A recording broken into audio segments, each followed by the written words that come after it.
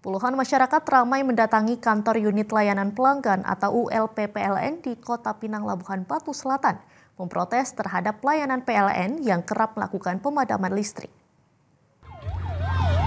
Masyarakat yang mengatasnamakan Pemuda Berani Aksi atau Pembersih Labuhan Batu Selatan datang ke unit layanan pelanggan atau ULP PLN Kota Pinang untuk melakukan unjuk rasa.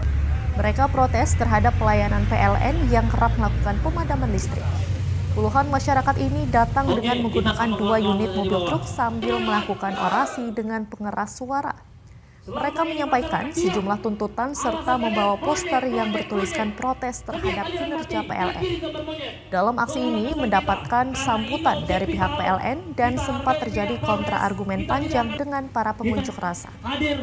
Pada untuk menggerakkan kembali suatu peralatan mekanik untuk menghasilkan bentuk energi yang lain. Energi pasti ada mati, Bang.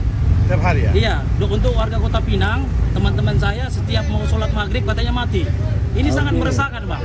Ketika mau ibadah saja, aliran listrik tidak bisa berjalan optimal. Kita mau ibadah aja terganggu gitu loh, Bang.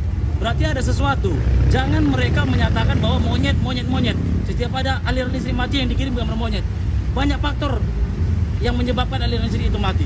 Artinya perabotan pun banyak rusak ya? Perabotan juga rusak. Bahkan saya pribadi, kapasitor AC saya 4 yang rusak, Bang. Ini yang menjawab sesuai dengan kapasitasnya. Manajer Pak Dimas, manajer PLN ULP Kota Pinang menjawab bahwa seluruh tuntutan kita ini tidak ada yang mereka tolak.